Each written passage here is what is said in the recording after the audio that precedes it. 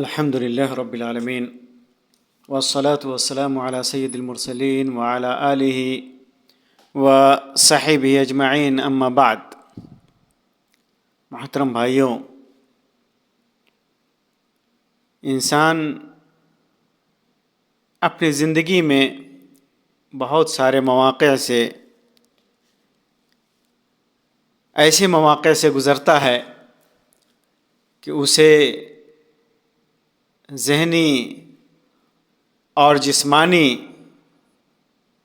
تکلیفوں اور کرب و اذیت سے گزرنا پڑتا ہے۔ ایسے حالات میں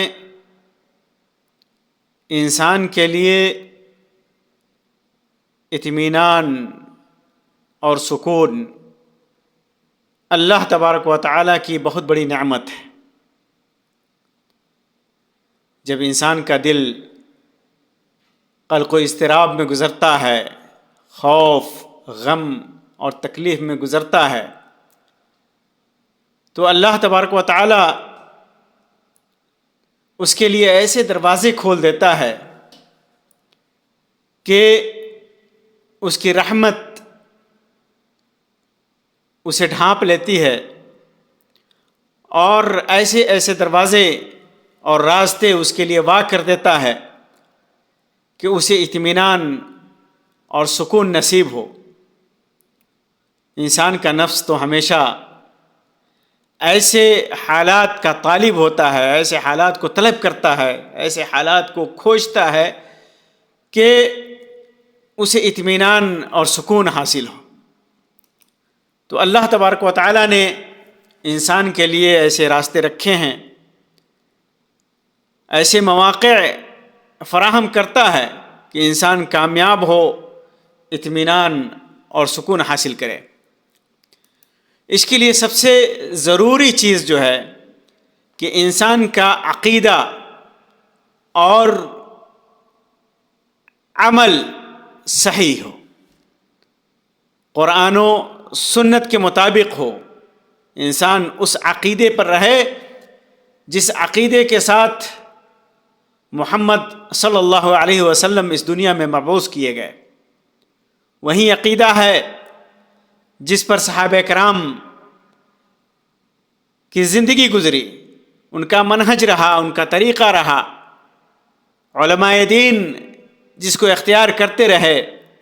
اسی طرح اسی عقیدے کے مطابق صحابہ کرام کے منہج کے مطابق اپنا عمل بنائے، نیک اعمال کو لازم پکڑے اور برے اعمال کو چھوڑ دے۔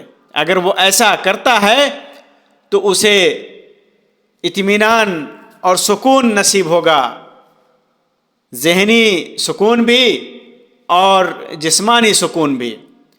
ورنہ اگر انسان اپنے عقیدے اور عمل میں بگڑ جاتا ہے تو شکوک و شبہات کا شکار ہو جاتا ہے۔ شکوک و شبہات، بے چینی، قلق و اضطراب چاروں طرف سے اس کو گھیر لیتے ہیں، پھر وہ زندگی اس کی قلق و اضطراب میں گزرتی ہے۔ آپ دیکھ لیجئے کہ ایک موحد، سچا موحد، جب اسے پریشانی لاحق ہوتی ہے تو صرف اپنے رب کی طرف رجوع کرتا ہے، اسی سے استغاثہ اور فریاد کرتا ہے، اسی سے مانگتا ہے، اسی کے بتائے ہوئے طریقے پہ چلتا ہے۔ لیکن وہیں انسان جب توحید کے جادہ سے بھٹک جاتا ہے، توحید کے راستے سے بھٹک جاتا ہے، توحید کو چھوڑ کر شرک کا راستہ اختیار کرتا ہے، تو مختلف قسم کے معبودان کی طرف جنہیں وہ بنائے رہتا ہے، کسی کو غوث، کسی کو دستگیر اور کسی کو اپنے حساب سے ولی، اور پھر اپنی مصیبتوں میں، پریشانیوں میں، تکلیفوں میں کبھی اس کے پاس کبھی اس کے پاس دوڑ لگاتا رہتا ہے۔ کہیں اسے چین نہیں ملتا، ہمیشہ وہ اضطراب کا شکار رہتا ہے، اس کا ذہن، اس کا جسم ہمیشہ پریشانیوں میں گھرا رہتا ہے۔ اسی طرح انسان جب قلق و اضطراب میں مبتلا ہو تو اس کے لیے ایک بہت بڑا دروازہ اللہ تبارک و تعالیٰ نے کھول رکھا ہے، وہ ہے دعا کا دروازہ، اذکار اور اوراد کا دروازہ۔ انسان خوب دعا کرے، قلب کو اضطراب کی حالت میں، پریشانیوں کی حالت میں، ذہنی پریشانیوں کی حالت میں، جسمانی پریشانیوں کی حالت میں انسان کثرت سے دعا کرے اور یہ یقین رکھے اللہ تبارک و تعالیٰ اس کی دعا کو قبول کرے گا۔ اللہ تعالیٰ فرماتا ہے الا بذکر اللہ تطمئن القلوب، کہ اللہ کے ذکر سے دل مطمئن ہوتے ہیں، انسان کو اطمینان قلب حاصل ہوتا ہے، اسے سکینت اور راحت نازل ہوتی ہے۔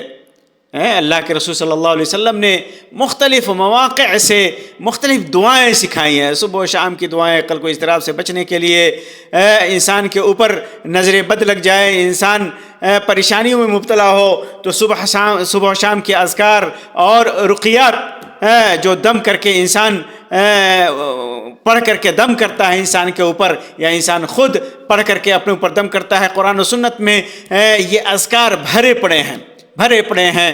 اللہ کے رسول صلی اللہ علیہ وسلم جب پریشانی لاحق ہوتی تو کیا پڑھتے تھے؟ لا الہ الا اللہ العظیم الحلیم، لا الہ الا اللہ رب العرش العظیم، لا الہ الا اللہ رب السماوات ورب الارض ورب العرش الکریم۔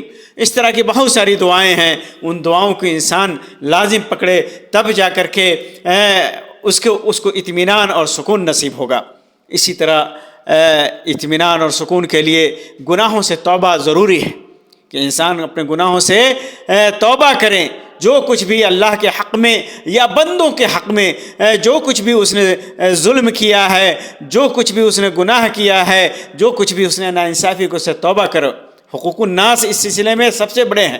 انسان اگر کسی کا حق مارتا ہے تو ظاہر سی بات ہے کہ وہ دنیا میں بھی اور آخرت میں بھی وہ اپنے انجام سے اپنے اعمال کا برا نتیجہ بھگتے گا، اور اسے کبھی بھی اور خاص طور سے موت کے وقت اسے کبھی اطمینان اور سکون دل نصیب نہیں ہوگا۔ تو انسان جب توبہ کرتا ہے تو اس کی توبہ اگر قبول ہوتی ہے تو وہ ایسے ہو جاتا ہے جیسے ابھی ماں کے پیٹ سے پیدا ہوا ہے۔ تو اطمینان اور سکون حاصل کرنے کے لیے اپنے گناہوں سے انسان توبہ کرے، اور خاص طور سے جو لوگوں کے اوپر ظلم کیا ہے، ناانصافی کی ہے، جو لوگوں کے حقوق اس نے مارے ہیں، حقوق میں کمی کی ہے، اس کو پورا کرے، اسے توبہ کرے۔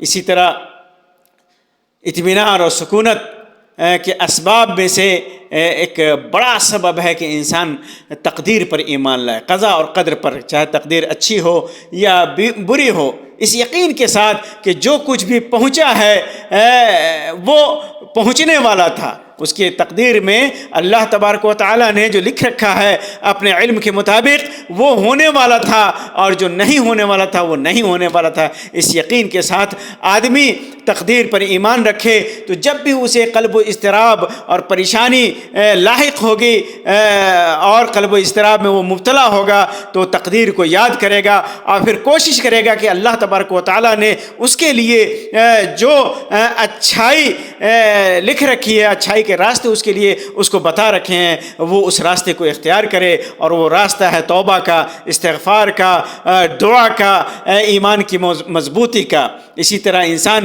کوشش کرے کہ آخرت میں کی کامیابی سے متعلق جو اعمال صالحہ ہیں ان کو زیادہ سے زیادہ انجام دے، جن کا بیان قرآن اور سنت میں موجود ہے۔ اللہ تبارک و تعالیٰ سے دعا ہے کہ اللہ تبارک و تعالیٰ ہمیں، ہمارے دل کو، ہمارے ذہن کو، ہمارے جسم کو سکون اور اطمینان نصیب فرمائے۔ اللہ تبارک و تعالیٰ جب تک دنیا میں رکھے اطمینان اور سکون کے ساتھ، صحت اور عافیت کے ساتھ ہمیں زندہ رکھے، نیک اعمال کی توفیق عطا کرے۔ اللہ تبارک و تعالیٰ ہر قسم کی برائیوں سے، بیماریوں سے اور پریشانیوں سے ہماری حفاظت فرمائے۔ آمین رب العالمین۔ وآخر دعوانا ان الحمد للہ رب العالمین، وصلی اللہ علی خیر خلقہ وسلم۔ والسلام علیکم ورحمۃ اللہ وبرکاتہ۔